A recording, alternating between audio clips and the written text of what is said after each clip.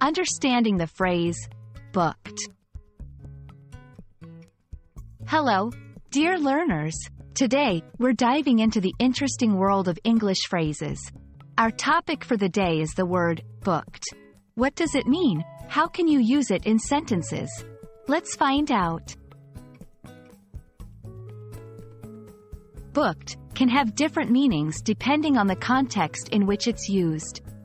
1. Reservation or appointment.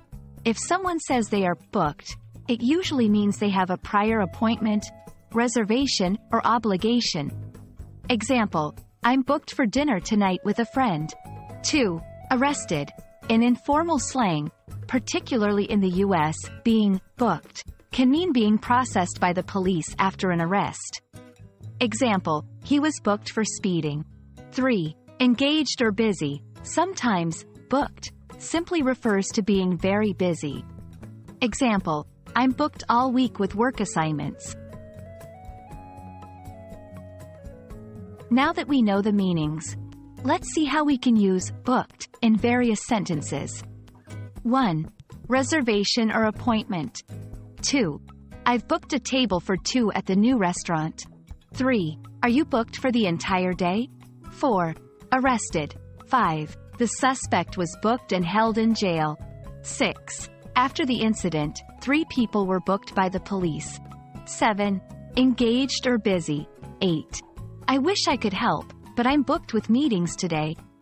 9. She's booked and won't be able to make it to the party.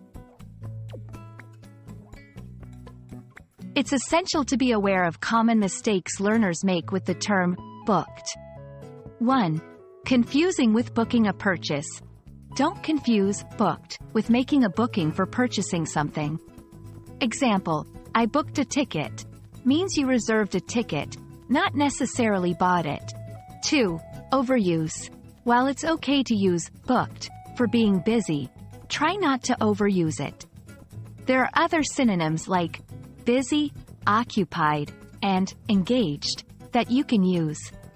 3. Confusion with booking. Remember, booking is the act of making a reservation, while booked describes the state or action. And that wraps up our exploration of the word booked. English is full of such versatile phrases, and the more you understand their contexts and uses, the better your fluency becomes. I hope you found this video informative. Keep learning, and remember, practice makes perfect.